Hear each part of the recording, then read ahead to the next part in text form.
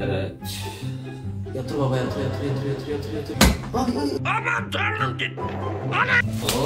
Oo, çok kritik. Ağırmış arkadaşlar. Güzel. Nisan Kaiso. Nisan. Kes lan.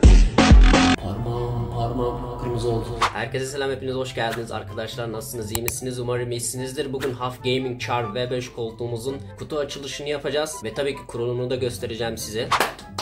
Arkadaşlar. Kutuyu açmak için şöyle bir maket bıçağım var. Küçük ama etkili bir maket bıçağım var. Şöyle açıyorum. Dur orada, seni de keserim buradan. Kes lan. Bizi şöyle karşılıyor. Burada da kurulumu yazıyor detaylıca. Ama merak etmeyin, hep beraber kurulumunu yapacağız. Güzel, başarılı bir video olacak diye düşünüyorum. Şimdi buradan da açıyorum. Biraz yavaş. Halkın bu kutu kaplamasını gerçekten çok beğeniyorum, çok güven veriyor. Umarım ürünlerimiz eksiksiz ve sıfırdır diye düşünüyorum. Tamam, şunları böyle çıkartıp kutudan kurtulmak istiyorum bir an önce. Oo, çok kritik. Ağırmış arkadaşlar. Güzel, nice o.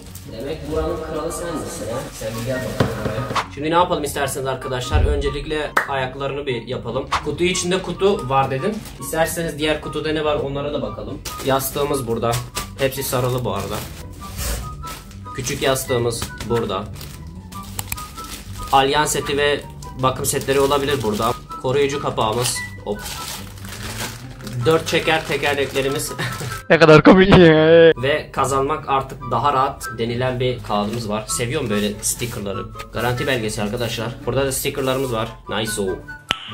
Nice. Burada da amortisörümüz var. Çok ağır ve sağlam bir amortisör. Beğendim. Vallahi beğendim. Oo. Aha, burada bakım setleri var galiba. Bez var, bir tane karşılıyor bizi ve 2 tane spreyimiz. Temizleme sıvısı. Diğerini de çekiyorum. Bakım yağı ve bir tane güzel bezimiz. Burada ne varmış kardeşim? Bakalım. Tamam, bu koltuğun altı ile birleşme aparatı. Bu yağlanmış galiba değil mi? Tamam. Yağ hala üzerinde bu arada. Yağlanmış ve gönderilmiş. Bu çok güzel bir şey. Nice. Şu an burası yağlı. Seni de bırakalım buraya baby'sin. Şimdi ayağımızı aldık buraya arkadaşlar. Tekerlekleri takalım bir öncelikle. Şu şekilde sadece ayağı yerleştireceğiz bu arada. Koy ve biraz bastır. Nice o. Şöyle bunu da bastıracağım. Güzel, bu da girdi. Döndürüyorum. Nice. Kaç ayak? La 4 dedim. 4 değil, 5 tane ayağımız var. Ne 4? Ve son ayağımızı da takalım hep beraber. Nisan Kaiso. Nisan. Kes lan. Hoppa. Evet arkadaşlar, şimdi isterseniz amortisörümüzü takalım. Şu renkli, yani ince uçlu kısım yukarı doğru bakacak ve sadece üzerine böyle bırakacaksınız. Şu şekilde, hiç yani bir girme gibi bir durum söz konusu değil. Öncelikle bunu bir koyun üzerine, koruyucu aparat olarak. Sonra bunu böyle yerleştir, bırak, bu kadar. Sonra dilerseniz bu koruyucu körüklerimizi de üzerine yerleştirelim arkadaşlar. Şu şekilde. Şöyle iç içe giriyor yani. Onun sıralaması var, böyle küçükten büyüğe doğru gidiyor. Siz halledersiniz, okey? Tabii efendim. Alt tarafı bıraktım. Böyle. Geniş olan alta gelecek. Hoppa. Şunu alalım, koca oğlan. Arkadaşlar, koca oğlanı aldık. İşimiz burayla. Şu el freni, lastiğini de çıkarayım. Güzel. Şimdi diğer koca oğlanı da aldık. Bakalım. Nice. Ne yapacağız ilk önce arkadaşlar? Ne bileyim abi. 2 tane vida burada var. Çıkartıyoruz. 2 tane burada var, çıkartıyoruz. Sonra oradaki olan deliklerle bu delikleri tutturup vidalarımızı tekrar aynı şekilde yerine koyuyoruz. Ama bu vidaları çıkarmak için öncelikle ne yapmak lazım? Alyan setimizden yararlanmamız lazım diye düşünüyorum. Bu vesileyle burada ne var hemen bakalım arkadaşlar. Kumanda gibi bir şey mi? Tıraş makinesi mi? Ne kadar komik. Okey. Vidaları taktıktan sonra onları örtmek için bunları kullanacağız. Daha prestijli ve güzel durur diye düşünüyorum, mantıklı. Severiz. Ya bu markayı niye aldım? Böyle gerçekten ürünlerini makineden çıkmış, sanki insan eli değmemiş gibi. O derece sıfır yani, ben anlamadım, tuhaf. Ve eksiksiz yani. Şunu böyle yapan, güzel bir şekilde kutulayan ve bunu yapmaktan zorluk çeken bazı firmalar hala var gerçekten. Onun için ben bu markayı aldım. Tabi yorumlara bakarak aldık. Gerçekten yorumlarda bayağı şekilde övülen ve eksiksiz kutulamayı gördükten sonra Half Gaming Char, ben V5'i aldım. Siz kafanıza göre rengi alabilirsiniz. V'deki sayıların değişimi tamamen renkle ilgili. V5 demek işte bu koltuğun rengi. Ben çok beğendim bunu. Bunu aldım. 3 tane Allianz setimiz var. Şurada 2 tane küçük vida var. Şurada da 2 tane kapakçığı var. Neyse bunları bir açalım arkadaşlar. Şimdi bunu açmak için büyük Allianz'dan faydalanıyoruz arkadaşlar. Ve saat yönünün tersine çevirerek büyük Allianz'dan faydalanarak arkadaşlar bunu açıyoruz. Biraz gevşedi mi elimizle bile çekebiliriz bunu. Tabi sıkmak için gerçekten Allianz'a ihtiyacınız olacak. Elimi biraz kolonya dökeceğim. Bunu da aldık. Hemen diğer tarafa geçelim. Bu arada kutuyu kargo yetkilisiyle beraber yukarı taşıdık. Genellikle sizinle taşırlar. Çok da getirmek istemezlerse kaldırılabiliyor. O kadar da ağır değil. Yani ağır ama çok ağır değil. Sen bir dur burada. Sen bir gel baba. Tabii ki sırtını size çevireceğim. Siz de görün diye. Ich, ni, san, kaisu. Ich, ni, san. Kes lan! Şimdi arkadaşlar buraya bıraktığınız zaman delikler aynı hizaya gelmeyecek. Burada yapacağınız şey koltuğu birazcık havaya kaldırıp vidaları yerleştirmek olacak. Bu şekilde aynı hizaya gelebiliyorlar. Onun için birisi oradan tutsaydı çok güzel olurdu be ya. Ama ben ne yapacağım şimdi? Pratik zeka devreye girecek, bir saniye. Şimdi bu benim koltuğum. Sen bir alta gir belgisi, bir işe yarar. Orada boş boş bekliyorum. Koltuğun başı o. Onu oraya koydum. Orayı yükseltti. Ben de buradan kaldıracağım. Bir nevi bir kişi bana yardım ediyormuş gibi. Vay be. Evet biraz alyanla sıkıyorum arkadaşlar. Böyle fazla değil. Sen böyle bir kal bakalım. Alttaki delik biraz çok geniş değil. Onun kumaşını yırtmak istemiyorum açıkçası. Tam göremiyorum deliği ama bir şekilde onu da tutturmaya çalışacağım. Bende mi sıkıntı var baba? Neredesin ey delik? Taktığınızda şöyle siz de benim gibi altına şuraya bir yastık koyun ki sanki birisi diğer taraftan tutuyormuş gibi. Gerçekten bu taktik çok işe yaradı. Yoksa bayağı zorlanırsınız. Orayı tutturacağım derken burası kayıyor, orası kayıyor. Onun için şuraya bir yastık koyun da bunun ileri gitmesini veya yere gelmesini engelleyecek. Böylece birisi tutuyormuş gibi. Bu gerçekten işime yaradı bu arada. Şimdi alttaki delikler tek kaldı. Onlar biraz sıkıntı çünkü ikisi birbirini görmüyor. Yani şuradaki kumaşın içinden buradaki deliği göremiyorum. Şurası tek kaldı. Burayı da yerleştirdik mi işimiz bitti arkadaşlar. İyi de nasıl? Otobotlara sesleniyor. Help me girdi. Hoppa. Kumaşı tam yırtmamışlar ya, o kumaşı ben de yırtmak istemedim ama biraz delmek lazım oraya biraz. İşte buna emek derler. Tek başıma kuruyorum bak. Herkes çift kişilik kuruyor, sonra videoda kendi tek başına gösteriyor. Nice. Burası tamam abi, bitti. Buranın davası bitti. Sıra buraya. Hoppa. Burayı da nice çekeceğiz ama birkaç saniye sonra. Şimdi sevgili arkadaşlar, bence koltuk tamam. Şimdi mekanizmamızın üzerine yerleştireceğiz. Şu var. Bunu da takacağız hep beraber. İsterseniz hızlıca geçelim. Bunları yerleştirmedik. Olamaz! Olamaz! Bunları yerleştirelim arkadaşlar hızlıca. Şöyle zaten burada bir çıkıntı var. Bunu buradaki boşluğa koyuyoruz. O da üzerinde gönderilmiş. Ha şurada. Şunlardan bir tane. Bir de bir tane alyanla sıkıştıracağız bunu. Küçük olan. En küçük. Tamam en küçük olacak evet. Kol burada olduğu için bu biraz eğimli olan bu tarafa gelecek benim tahminimce. Burası düz mü bakalım? Yes. Burası buraya gelecek. Okey. Bunu takmasak olur mu? Şunu böyle ucuna geçirip göndereceğim. Senin ben var ya. Yani en doğrusu, en mantıklısı altı tutturmadan bunu göndermek olacak. Hulk da gelse seni açalım. Hoppa. İkimiz bir fidanız, güller açan dalıyız. Şimdi bu kapakçıklardan bir tane takacağız. Şuradaki kapakçıklardan bir tane takacağız. Tamam. Çok güzel girdi bu. Okey. Şimdi alt tarafı yerleştireceğim. Bak işte. İmdi Turgut kardeş. Şimdi diğer tarafı halledeceğiz arkadaşlar. Ama diğer tarafı göstermeyeceğim. Size zaten nasıl yapıldığını öğrendiniz. Ben burayı yapayım, sonra mekanizmaya geçelim isterseniz hızlıca. Şöyle koltuğumu kaldırıyorum. Bu şekilde. Kaç tane vidamız var? 1, 2, 3, 4 tane vidamız var. Contaları var. Bunları sökeceğiz galiba. Okey. Evet, vidaları sökmeye başlayın hızlıca arkadaşlar. Hangi alyan oluyor? Tamam, ortadaki oluyormuş. Siz kaybolmayın, bana lazım olursunuz gerçekten. Kalın burada. Bunları hızlıca sökeceğim arkadaşlar, açacağım. Yani detaylı da göstermemişler açıkçası. Bir dur. Tamam, dezenfektanla ellerimi temiz yaptım.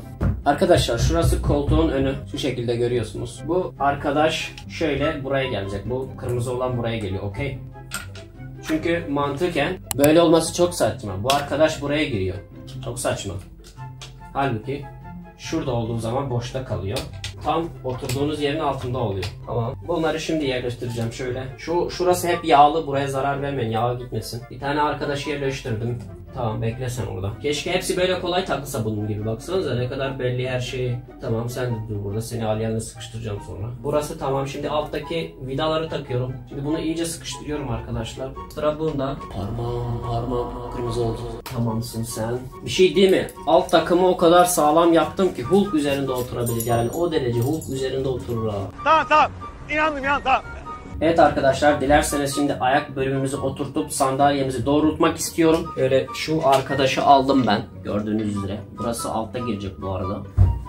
Allah. Ayağı yerleştirmem için arkadaşlar bunu ters çevirmem lazım. Tabii 2 kişiyseniz tutup rahatlıkla üzerine bırakabilirsiniz. Ben işimi garantiye almak için şimdi bunu ters çevireceğim. Şurası buraya gelecek, bana alan kazandıracak ve bunu iyice deliğe sıkıştırabileceğim. Tamam. Burayı aldım. Ve şu arkadaşı oraya bıraktım. Tamam, girdi herhalde arkadaşlar. Evet, girdi galiba. Oldu. Nice. Doğrultacağım. Nasıl oldu ama? Nice o. A few moments later.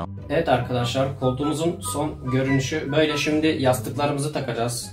Şöyle. Bu yastıklarda da püf bir nokta var. Dikkatle dinlemenizi istiyorum açıkçası. Çünkü bazıları çok şikayet etmiş. Şurada mesela tam örneğin benim sırt boşluğum buraya denk geliyor. Fakat ben bu burada durmuyor gibi sorunlar var. Biz bunu halledeceğiz, merak etmeyin. İlk önce küçük yastığımızı bir açalım. Yastığımız şu şekilde. Hawk Gaming Chair. Okey. Bu zaten basitçe direkt böyle giriyor. Şimdi ben isterdim ki bunun böyle açılmasını arkadaşlar. Örneğin böyle açılsaydı sırt uzunluğu yüksek olanlar bu şekilde yastığını geçirebilirdi değil mi? Okey. Fakat sırt uzunluğum o kadar uzun değil misal. Ben şuradan böyle koysaydım mis gibi olurdu değil mi? İşte bundan mütevellit ben buranın açılmasını isterdim açıkçası. Tabi biz şey yapabiliriz. Yırtıp bağlasam ne kadar mantıklı hiçbir fikrim yok. Ama deneyeceğim. Eğer ki çok yukarıda kalıyorsa o zaman bunu sona bırakalım, okey mi? Şimdi önemli olan bu. Bunu bir açalım. Bu gerçekten olmadığı zaman hiçbir konforu yok. Gerçekten. Bu olması lazım arkadaşlar. Bütün koltuklarda bu böyle. Sırt desteği olmadığı zaman o boş yani. Şimdi bak şunun gibi olmasını isterim bak. Çok güzel. Bu arada bunları açabiliyorsunuz. İçindeki süngeri vesaire. Beyaz bir sünger tahmin ediyorum. Öncelikle arkadaşlar böyle gördüğünüz gibi burayı çapraz olarak geçirdim ben. Şu şeritlerini çapraz olarak buradan geçirdim. Alttan çıkarıp şuradaki girişleri takacağım. Getirip alttan çıkartacağız. Altta bir boşluk var çünkü birkaç santimlik bir boşluk var. Alttan dişleri getirip buraya takacağız. Bunu da taktık arkadaşlar. Şimdi dilediğimiz gibi bunu istediğimiz yere taşıyabileceğiz. Bakınız şu an ortada. Normalde ortada durmaz bu. Bu burada duruyordu. Ama benim gibi yaparsınız çapraz bir şekilde. Şu an istediğiniz kafanıza göre, isterseniz buraya sabitleyin, hiç fark etmez. Öyle kalsın şimdilik. Evet, oturuşu böyle. Yani kafam takribi olarak tam kafama değiyor yukarıdakini takarsam. Ama kararsız kaldım. Şu çanakta mı kalsın acaba? Yoksa efendim yukarıda mı kalsın, hiçbir fikrim yok. Şu sırt desteğini kendime göre ayarlamak istiyorum. Nice. Okey, bak bu gerçekten iyi oldu bu arada. Merak etmeyin, kolçakları vesaire hepsini göstereceğim ama önce bu koltuk ayarlamasını bir yapalım beraber. Şuna kararsız kaldım ya, yırtmak da istemiyorum, içimden gelmiyor yırtmak. Ama keşke şuradan geçirebilseydim ya, şurada kocaman delikler bırakmışsınız, bari bunu da böyle yapsaydınız. Şimdi deneyeceğim arkadaş, şimdi karar vereceğim ben bunu. Oh my god. Koltuk sizi dik tutmaya yöneltiyor bu arada, bu hoşuma gitti. Şimdi kolçaklardan bahsedelim arkadaşlar. İleri geldi, kenarda, sağ kenarda. Kaldırdım, bu kadar. İndir baba. Arka geri sağ sol var. Oo, 3'de. 3'de oluyor değil mi? 4'de. 3'de.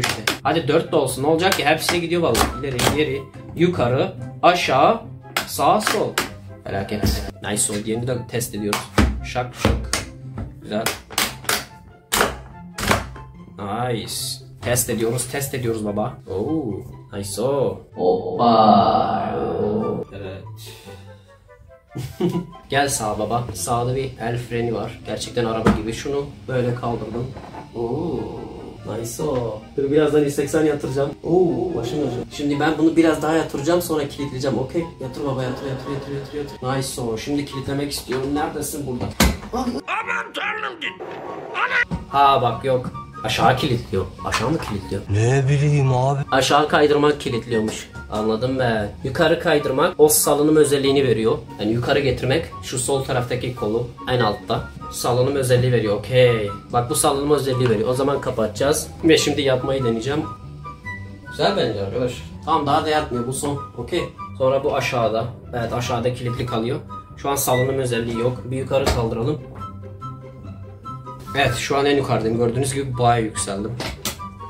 Şimdi aşağı indim. Nice oldu. En aşağı inmek istiyorum. Tamamız biz. Mekanizması çok iyi. Adamlar yağlayıp göndermişti. Koltuk iyi arkadaşlar. Ben beğendim. Satın alabilirsiniz. Tabii efendim. Ben beğenmişsem kesinlikle satın alabilirsiniz arkadaşlar. Neden? Çünkü ben fiyat performans ürünleri alıyorum. Tabii ki açıklamaya linkini bırakacağım. Kendi sitesinden de alabilirsiniz. Ben hepsi buradan aldım. Çünkü orada bana geniş taksi seçenekleri sunuyor vesaire. Kendi sitesinde de sunabilir. İstediğiniz yerden alabilirsiniz. Ve 5 modeli, yani siyaha yakın, tam siyah olmayan bir renk. Güzel bir renk. Kumaş. Detaylı kutu açılışını yaptık. Her şeyini yaptık. En ince ayrıntısına kadar anlattım size. Like atmayı unutmayın. Bir sonraki videoyu bekleyin. Faydalı bir videoda. Ya da oyun içeriklerimi takip ediyorsanız bir sonraki PUBG Mobile gameplay videosuyla görüşmek dileğiyle. Hoşça kalın. Ama like atmayı unutmayın. Bay bay.